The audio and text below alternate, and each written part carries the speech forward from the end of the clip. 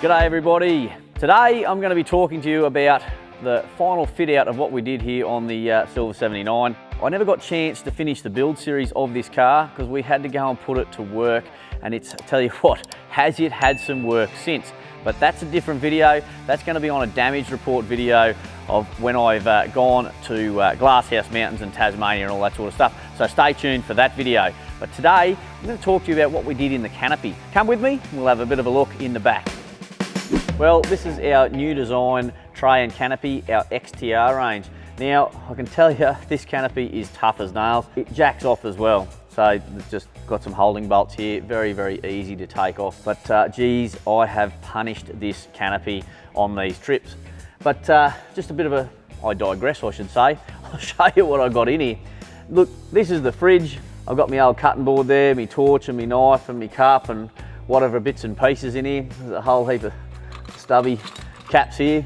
On the old Mike Hillman fridge here, it's got a really cool stubby cap opener, and the beers I like to drink, they don't twist off, which is a bit of a shame. But anyway, got the easy slide from Clearview. It's awesome to use. I mean, you've seen that used a million times. And we've got the pantry kitchen set up, which I'll show you in a second because I've got it still set up from the last trip I did. I've got a whole heap of groceries and whatever else in there, and I'll give you a rundown of how I use it. So yeah, let's have a look at that, eh?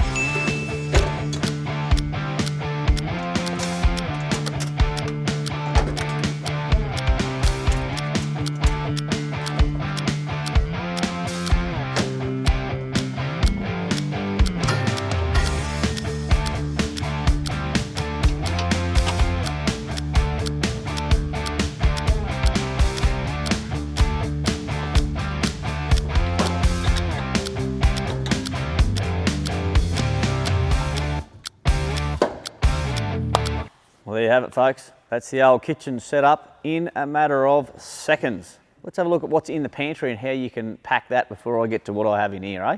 We've got the pantry out, and so I can show you what I've got in here. Now, you've got to remember, I'm out on the road most of the time by myself, so I'm a bit of a bachelor doing that. So please don't mind the mess in here. You know, I am a bloke camping on the side of the road. So down on the bottom section here, I've got some dry goods, you know, like I've got my tin tuna and, you know, other products, long life milk. I've got my disposable plates and cutlery because, you know, bloke by himself on the road, so you just throw it in the bin and wash it up, isn't it? Anyway, on the next shelf up, I've got a whole heap of Tupperware, and I use that. I put some sauce in it and all that sort of stuff, so it doesn't clutter it, like clang around and fall out and whatever. You know, your cooking spray, I've got some washing up stuff, so, you know, when I'm not using the disposable plates, I can actually wash it up. More tin products up here, you know, Tupperware, coffee. It's just whatever you can fit in there, you can put in there, you know, and it doesn't fall out. You've got these bungee cords here that hold it in this side, but when I show you on the other side, you know, I've got no bungee cords there at all because when the cooker's folded up, it keeps everything in. But when you're cooking, you want to be able to grab stuff easily. Yeah, so let's go around the other side and check it out over there. The old DMW chopping block. Well, this one goes here. Do your prep work. You got your cooker here. Now, I have taken some stuff out of this car, all the fry pan and all that sort of stuff, back in storage in my shed at home. But yeah, as you can see, you have your fry pan, or there's some of these cookers we've got as well. They've got, look, a little bit of Barbie plate that goes on the two cookers. They're really, really good. I prefer that because it's simple. You can pull it off, you can scrape it off, clean it up, all that sort of jazz. But currently, with the setup I've got a kettle, and you know, I can't live without coffee. So kettle, fry pan setup, that's the go. So there's heaps and heaps of storage in here. I've got the old cooking spray and cooking oil, and got some other stuff, got the flipper and all that sort of stuff. Heaps and heaps of space. You know, you can be here chopping up whatever, getting everything ready, throw it on the fry pan. I want to season it with some salt and pepper. It's as simple as grabbing that out of there, you know, whacking it back in. Pull this out because we all love chili, you know. Very, very simple. Then I've got cloths in there and all that sort of jazz. Up here, cutlery, can opener. It's just so easy and accessible to use. Actually, in one of those sections here, no, I might have taken it out actually. I've got a spare canister for when you're cooking, because there's nothing worse when you run out of gas. You just want to be able to grab it up here, screw it on, and keep cracking. That's my opinion anyway. Yeah, heaps and heaps of space. The best thing about this is how I've got it half set up, you know, bit messy and, you know, like I said, batching on the side of the road, but you guys could set this up so cool with however you want, you know. And, you know, when people buy these kitchens off us, I'd really love to see some photos of how you guys have set them up because, you know, as you can see from my messy setup, I need some help. Well, now we're around the back of the car. We've got the old X-Rox bar there. But the biggest thing that I think's a must on any build of vehicle is a rear winch. Now, these things have got me out of trouble so many times on the big green 200. You know, this one especially, this rear winch here has had an absolute hiding in the last few months. But you'll see that on some episodes 4Drive 24/7, and then, you know, after those guys have dropped, I'll explain exactly what we did with that rear winch and how it saved the day.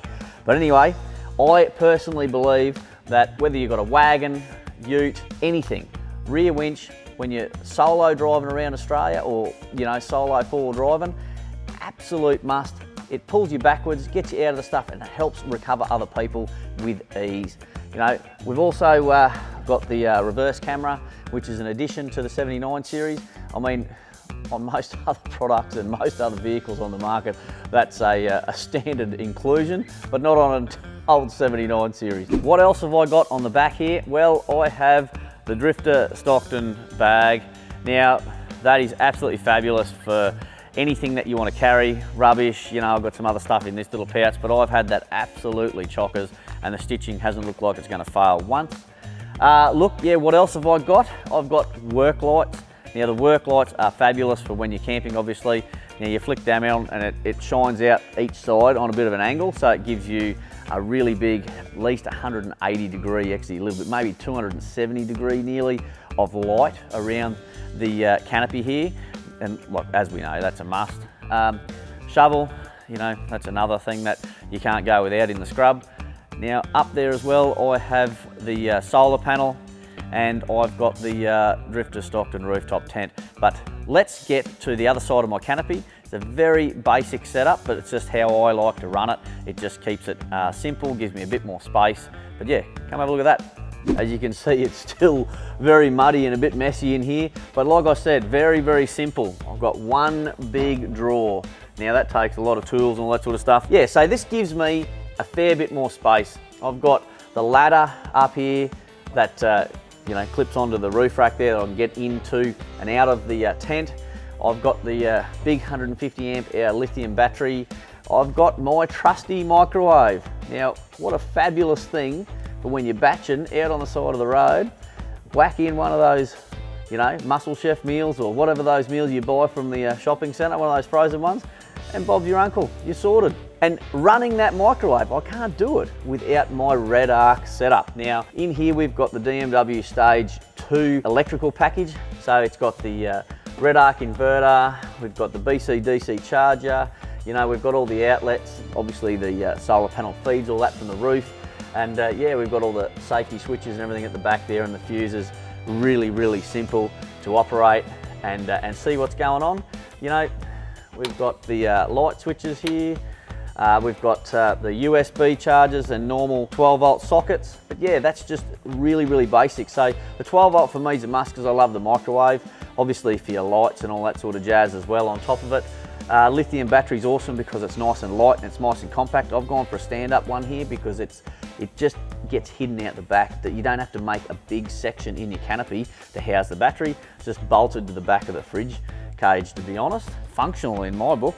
Well, that was the bit of the rundown on the inside of that canopy on that side. Now, on this side above here, you can see the high lift jack. Now this thing has had a bit of a workout on the last few trips I've done. Another thing that I didn't realise that is a must when you have on a trip. I'm so glad that I take it with me. It's saved the day as well. It's coupled to the front runner roof rack. Now the front runner roof rack, absolutely fabulous product. They really are. They're lightweight, but super tough. You can see up here, that's all bent. This is all bent. I've smashed all that, and the front runner, that has taken the brunt of all the weight of the vehicle, and that front runner rack has just held up like no tomorrow. Absolutely fabulous. Well, a couple of things. I know they're not a big deal, but cheap little wind deflectors. I love them.